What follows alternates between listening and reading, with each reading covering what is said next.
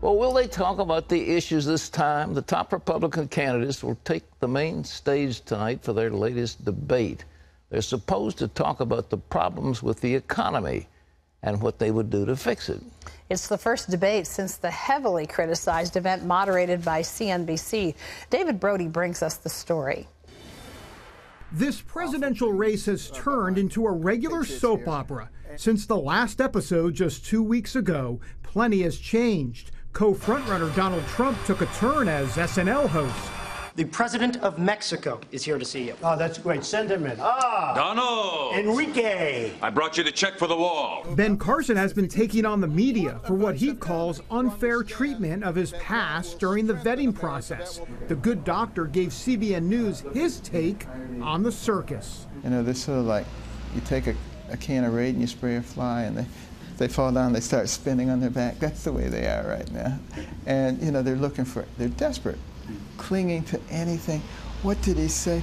Oh, we can get him on that. And of course, nothing's working because none of it has any substance. Jeb Bush hopes to show that he's the candidate with the substance. He has his new Jeb Can Fix It bus tour.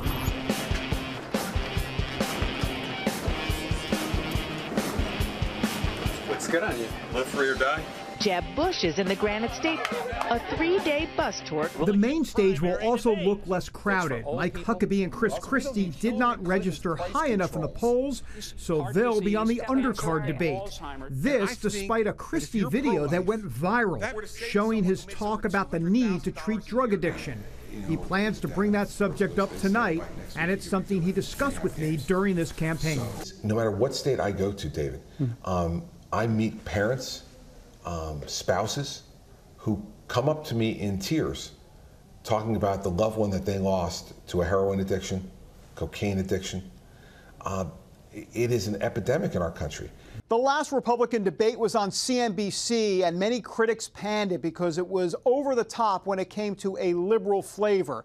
Now it's on the Fox Business Network, so Republican candidates are hoping they'll have some sort of different treatment there. Matter of fact, the moderators have said that they will keep all of the questions to strictly economic issues. David Brody, CBN News, Washington. Well, I've wondered, and I'm sure you have too, why would the head of the Republican Party expose his candidates to the withering fire of hostile interrogators? Turns out, a survey just released yesterday, only 7% of the news people in the newsrooms, writers, TV people, only 7% list themselves as Republican. All the rest of them are either independents or Democrats, primarily Democrats, and the independents tend toward being so-called progressives. And do you think that a Republican or a conservative is going to get a fair shake in front of those people? The answer is no. They didn't do this to Obama, what they're doing to Ben Carson. But Ben Carson is coming through it with great grace, and he's winning. And this Politico is blowing up in their face. It just showed that they are just not good news people. They're not good journalists. And what they had to say was wrong. So Carson comes out ahead and picked up a bunch of money in the process. Well, in other news, not only is Russia active in Syria, now there's a new warning from Israel that Vladimir Putin is helping to build up Iran's military. Wendy Griffith has that story from the CBN newsroom. Pat, Israeli Cabinet Minister Yuval Steinitz warned today of a massive military buildup by Iran with the help of Russia and other countries. He raised Israeli concerns Russia will deliver to Iran the S-300 missile defense system. It's the most sophisticated of its kind in the world. Steinitz also warned of the growing Iranian influence inside Syria. If Syria will become an extension of Iran, this means, at the end of the day, that we shall see a direct, strong and permanent Iranian naval presence in the Mediterranean, in the ports of Latakia and Tratus. This is dangerous to Israel, to the region, and I believe also to Europe and NATO. That warning came as Israeli Prime Minister Benjamin Netanyahu is in the U.S. this week. He's fresh off a meeting with President Obama at the White House, where the two men worked to mend some badly damaged fences after the president's nuclear deal with Iran. They talked about the need to ensure the security of Israel It's a message Netanyahu is also taking to both conservative and liberal groups. Jennifer Wishon brings us that story from the White House. With a handshake, President Obama and Prime Minister Netanyahu put their solidarity on display for Israel's enemies. The two men have always held vastly different worldviews, but their relationship has been particularly sour since the president feverishly pushed for a nuclear deal with Iran that the Prime Minister and others across the political spectrum in Israel adamantly opposed. It's no secret that the Prime Minister and I have had a strong disagreement on this narrow issue. But we don't have a disagreement on the need to making sure that Iran does not get a nuclear weapon, and we don't have a disagreement about the importance of us blunting destabilizing activities that Iran may be taking place. And so we're going to be looking to make sure that we find common ground there. The president tried to make it clear that he stands with Israel, but the Israeli people may not buy it. On the streets of Israel, many Israelis refer to the president by his middle name, Hussein, a reference to his Muslim heritage. Polling shows just 9% of Israelis believe this White House is pro-Israel. The president condemned recent Palestinian violence against innocent Israeli citizens. And while peace talks are on ice, Netanyahu says he remains committed to a peaceful two-state solution with the Palestinians. I don't think that anyone should doubt Israel's determination to defend itself against terror and destruction. But neither should anyone doubt Israel's willingness to make peace with any of its neighbors that generally want to achieve peace with it. International analysts say it's important for Israel's enemies to see the U.S. and Israel stand together. There is a symbolic component that those enemies need to understand that there isn't any daylight between the United States and Israel as far as our alliance and our friendship. And that message has to be put out there very strongly. While in Washington, Netanyahu is speaking to both conservative and progressive groups to make the case that the security of Israel isn't a partisan issue. Israel is the only democracy in the Middle East. It's the most Western-looking country for a lot of miles in that area. And we really need that relationship almost as much as Israel does. Jennifer Wishon, CBN News, the White House. Pat, was it just a photo op or were some fences mended? I think it was a photo op. I think what they're trying to do is to put out some kind of a united front, but you got a feeling that Netanyahu is just cringing and saying, how many months have I got before this guy's out of office? I mean, Obama, describing the Iranian nuclear agreement as a narrow issue, the Congress was against it, our allies were against it, and we have chaos in the Middle East because of the president's policies.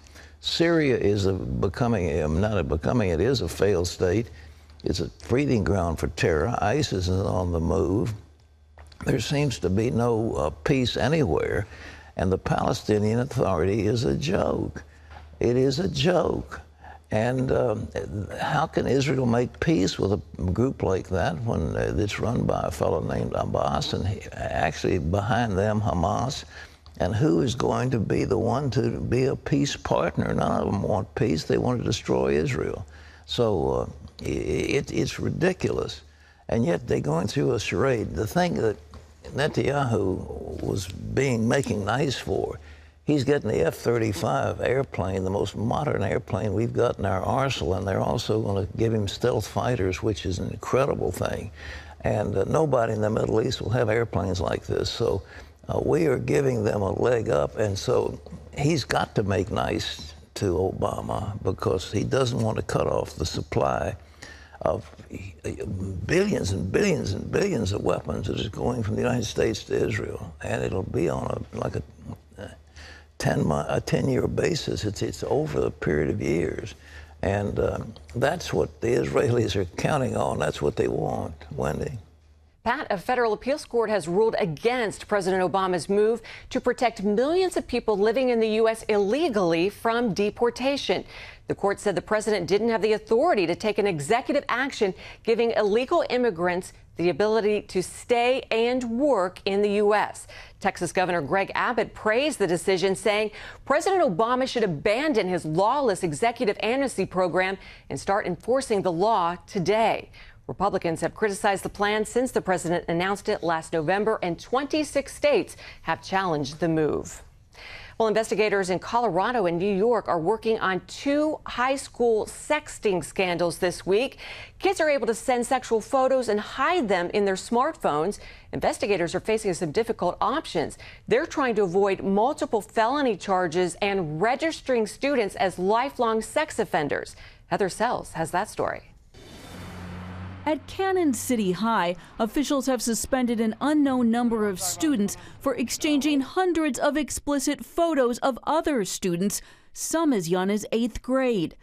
And in New York, a Long Island school district has suspended dozens of students for sending or receiving sexually explicit videos. It's impossible to believe that your son could get in trouble because somebody forwarded a video to his phone that he has no control over receiving it. Authorities in Colorado say teens were swapping nude photos of each other like trading cards.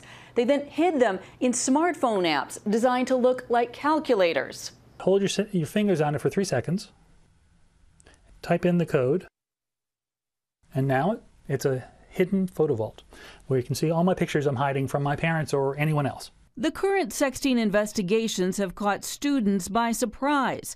Many in Colorado say sexting was common at Cannon City High and that few realized it's a felony, on par with child pornography. You don't really think about it until it actually comes up, you know?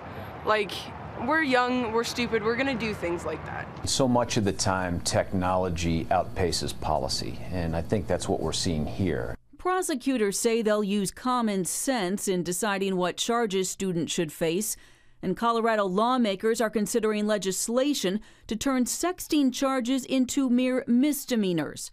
One study shows more than half of all teens have been asked to send a nude picture of themselves, and that 1 in 4 teens have done so. Heather Sells, CBN News. Pat, what do you think? I'm appalled.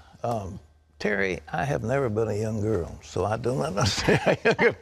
But would you tell me, from a woman point of view, why would a 15 or 16-year-old girl want to send a naked picture of herself on a cell phone that might be spread all over everywhere? Why would she do that? Because I don't think teenagers, they live in the moment. I don't think they think down the road. I don't think they think through the consequences of that. And more than anything, they want to be accepted. And so if nudity, which is available on almost every form of communication or technology today, I think kids see it differently. It used to be so unacceptable and so tacky to do something like that, but now... girls, I mean, it used to be modesty. They didn't want to show off themselves, and now... Well, that was a long time ago, my friend. That's been long gone for a while. But, you know, I think the scary message in this to me is if technology really is outpacing, you know, the policy, then where do we go with that? Well, the problem is that these kids get busted for purveying pornography, and then they've got a 10-year prison sentence and they get listed as a sex offender. I mean, this is terrible, and they don't understand the consequences. So, indeed, Colorado's right. You've just got to make this a misdemeanor and ease up, because these kids don't know what they're doing. I can't understand it. Folks, label me old-fashioned, Wendy. I don't understand it either, because those pictures stay out there forever. Well, in health news, for the first time, the Food and Drug Administration is recommending a limit on how much sugar Americans should take in each day. The New York Times reports the goal is for Americans to cap their added sugar to no more than 10% of their daily calories. But it may be easier said than done, because although sugar is obviously found in foods like soft drinks, desserts, and candy, there's also a great deal of hidden sugars in other foods that people are not aware of, including not only sugar itself, but also honey and high fructose corn syrup.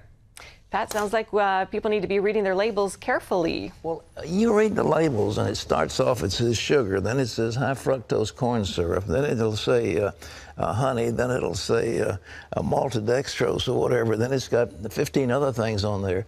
But you can, and it also doesn't say how many teaspoons thereof are in there. It just says it's got sugar in it. But the big killer is high fructose corn syrup. And the corn growers out in Iowa and places in the Midwest, really had a lobby, and they lobbied the daylights out of the FDA and other federal agencies to get that stuff out there. And it has a biological component that is different from plain sugar. And it causes chemical reactions in people's bodies, but we're getting this epidemic of obesity, and one of the big problems is the ingestion of sugar. But it's everything's got sugar on it, especially we start with little kids, sugar pops and all those cereals they eat.